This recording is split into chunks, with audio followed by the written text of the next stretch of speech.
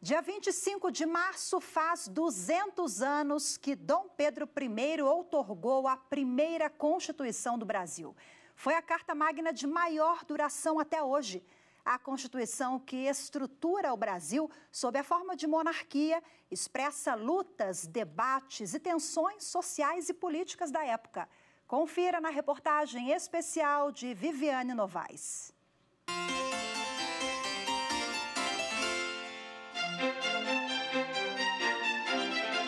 Não se lembra desse quadro do pintor Pedro Américo. Ele retrata a independência do Brasil em setembro de 1822. Menos de um mês depois, Dom Pedro I é aclamado imperador do Brasil. O monarca precisa organizar a estrutura do país, como conta o professor de Direito Constitucional, Mamed Said.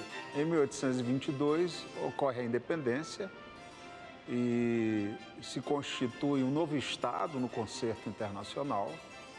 E, evidentemente, era necessário organizar a máquina político-institucional, administrativa. E isso se dá exatamente elaborando, em primeiro lugar, a lei maior, a Constituição. Para elaborar essa lei maior, surge uma Assembleia Constituinte com deputados de diversas partes do país. Mas o imperador e os parlamentares não se entendem sobre o papel que o monarca deveria exercer. Ele dizia que queria uma Constituição que agradasse o país e a ele como monarca. E aí a coisa degenera, ele manda fechar, cercar a Assembleia Constituinte, dissolve a Assembleia Nacional Constituinte. Vários de seus membros, inclusive, vão para o exílio na Europa. Dom Pedro I convoca um grupo de notáveis para elaborar o texto constitucional. Esse texto é submetido às câmaras municipais, aos vereadores. E há a proposta de que o texto não precisa ser submetido a uma Assembleia Constituinte, que o próprio Dom Pedro I deveria colocar imediatamente em vigor esse texto elaborado pela comissão que ele constituiu. Então, ele outorga a Constituição em 1824. Ou seja, a primeira Constituição brasileira não é uma Constituição elaborada por representantes do povo, né? Mas outorgada, imposta pelo imperador. O imperador faz o juramento. Juro manter a religião católica apostólica romana, a integridade e indivisibilidade do império, observar e fazer observar como Constituição Política da Nação Brasileira o presente projeto de Constituição que ofereci e a mesma nação aceitou e pediu que fosse desde logo jurado como Constituição do Império. Juro guardar e fazer guardar todas as leis do Império e prover ao bem geral do Brasil quanto em mim couber.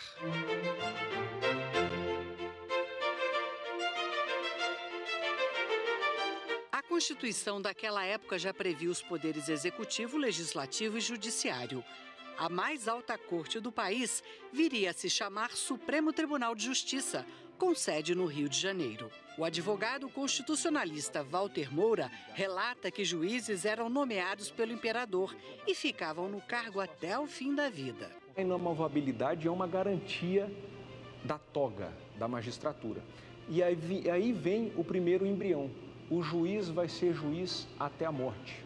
Ou seja, ele pode julgar de acordo com a sua consciência, porque no cargo vitalício ele não se limita a ninguém. Além dos três poderes, a Carta de 1824 criou um quarto poder, o moderador. Dava ao imperador, poderes para intervir no legislativo, por exemplo, nomeando senadores vitalícios, intervir no judiciário, suspendendo magistrados, comutando penas, e no próprio executivo, já que era ele, evidentemente, que nomeava os ministros de Estado. Ele poderia interferir para moderar, para estabilizar ou para buscar não só governabilidade, mas manter a soberania e a unidade do nosso país. A Constituição de 1824 estabeleceu que o regime de governo era a monarquia constitucional hereditária. As eleições seriam indiretas, com votação numa lista de cidadãos e não num candidato específico.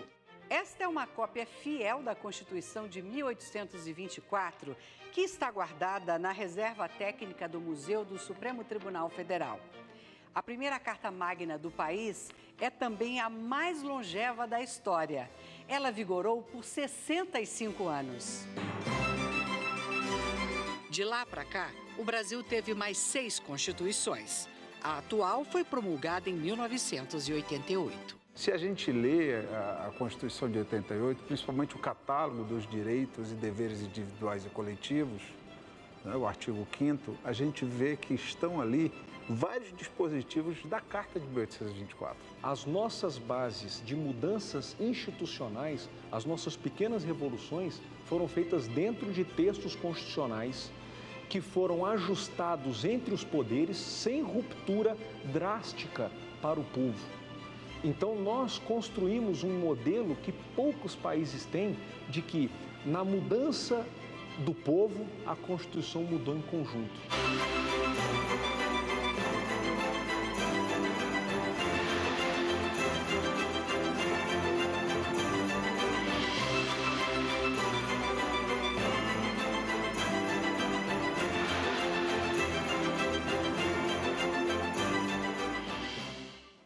E agora, para falar sobre a data, eu recebo aqui no estúdio da TV Justiça a advogada constitucionalista Alana Abílio Diniz. Boa tarde, seja muito bem-vinda. Boa tarde, Rafaela. Um prazer revê-la e obrigada pelo convite para falar dessa data tão importante. Pois é, prazer é todo nosso. Bom, na próxima segunda-feira nós temos esse marco, né? Essa Constituição que se relaciona um pouco, né? Em alguns aspectos com o atual de 88, mas vamos lá, quais os destaques dessa carta que é a mais longeva, né? Sim. A Constituição de 1824, ela foi a primeira carta do Brasil. Então, ela instituiu, dentre outras coisas, a questão da unidade territorial, que é muito importante.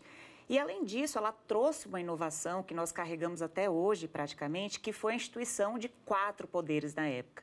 O Poder Executivo, o Legislativo e o Judiciário, como nós conhecemos, e também o Poder Moderador, que, na época, era exercido pelo imperador. Essa Constituição, Rafaela, ela durou durante 65 anos. Então, sim, ela é a mais longeva da nossa história até hoje, né? E naquela época, as ações do governo eram limitadas por leis, segundo a Constituição, né, doutora? Como é que funcionava? Exatamente. Embora a Constituição ela tenha instituído o voto, na época foram eleitos ali 100 deputados e 3 senadores para o país inteiro. Mas o nosso país ele era dividido em províncias. E o imperador, ele, na verdade, ele elegia o presidente de cada uma dessas províncias. Então, na prática, o que acontecia é que todas as províncias, elas eram reguladas pelo imperador, que era quem detinha mesmo o maior poder dentro da Constituição da República Brasileira. E aí, lá em 1824, que nós temos esse modelo, essa estrutura que vigora até hoje no sentido da divisão dos poderes, salvo o poder moderador, que hoje não existe mais. Exatamente, né? Embora a gente tenha aí uma leitura de que o Poder Judiciário, de certa forma, ele acaba exercendo essa moderação na medida em que ele interpreta a Constituição Federal, nós tínhamos exatamente a mesma leitura dos poderes, do Poder Executivo, o Legislativo e o Judiciário. Então, trouxe essa ideia de certa autonomia para os poderes, né? O que é uma característica muito grande da nossa Constituição hoje, da nossa República Federativa como um todo, e tinha o poder moderador, na época exercido pelo imperador, que, de certa forma, interpretava ali as normas constitucionais também. Que era uma espécie de pesos e contrapesos ali, freios na época? Exatamente. Nós estávamos falando num contexto de monarquia, né? Então, existia mesmo essa figura que era mais importante e os presidentes das províncias que estabeleciam leis próprias, mas que eram vinculadas às decisões que, de última instância, eram do imperador. Agora vamos lá, a Constituição Federal de 1988, a senhora acha que ela tem fôlego para alcançar também tantas décadas? Olha, Rafaela, eu acredito que sim. A Constituição de 88, né, ela trouxe muitas inovações. Por isso, inclusive, ela é chamada de Carta Cidadã, porque ela trouxe, no aspecto do direito democrático, várias inovações para todos os cidadãos. Então, ela é uma Constituição muito robusta, com um conteúdo importantíssimo e que eu acredito que vai ter uma longevidade, sim, né? Hoje ela está completando aí, daqui a pouco, 36 anos. Então, já é uma Constituição bastante longeva, com algumas emendas constitucionais, né, que são alguns acréscimos no conteúdo normativo dela, mas sim ela tem uma possibilidade muito grande de perdurar por muito tempo. Eu acredito nisso. Ela é muito completa, né? A senhora, como bem pontuou, ela versa sobre vários, inúmeros aspectos e vai se adequando ao Brasil atual, né? E há uma crítica de que ela seria uma espécie de colcha de retalhos, entre aspas, tamanha quantidade de emendas. Como é que a senhora avalia? Bom, eu acho que nós passamos por diversas mudanças sociais, né? Eu trago sempre esse exemplo da emenda constitucional mais recente, salvo engano, de 2022, que trouxe a questão da proteção de dado como uma garantia, um direito fundamental do cidadão. É impossível você querer que o legislador, na época da Constituição, previsse que isso fosse acontecer. Então, eu não sou uma crítica a emendas, ao contrário, eu acho que elas devem existir, mas eu acho que a gente tem um conteúdo normativo bastante suficiente para abranger todas as questões do Brasil. O que a gente precisa mais é de aplicabilidade da nossa Constituição, sabe, Rafaela? Essa é a grande questão. Uhum. Quer dizer, a efetividade, né, que aí depende também do poder público, as pessoas às vezes associam, né? O poder judiciário, não. Quem dá efetividade a muitas questões cabe ao poder público. Cabe ao poder público, cabe inclusive até mais ao executivo e ao legislativo do que ao judiciário propriamente, né? Esses dias eu estava vendo uma manifestação e eu achei muito interessante que eu vi um cidadão que estava segurando uma placa que dizia assim: eu não quero direito à moradia, eu quero casa. Então a gente vê que tem um impacto muito grande, né? A nossa Constituição, ela tem um texto muito interessante que abarca questões sociais que são cruciais no nosso país, mas de fato a gente precisa de dar mais efetividade para ela. Maravilha, doutora. Muito obrigada pela participação, pelas reflexões todas. Uma boa tarde e até a próxima. Obrigada a você, Rafaela.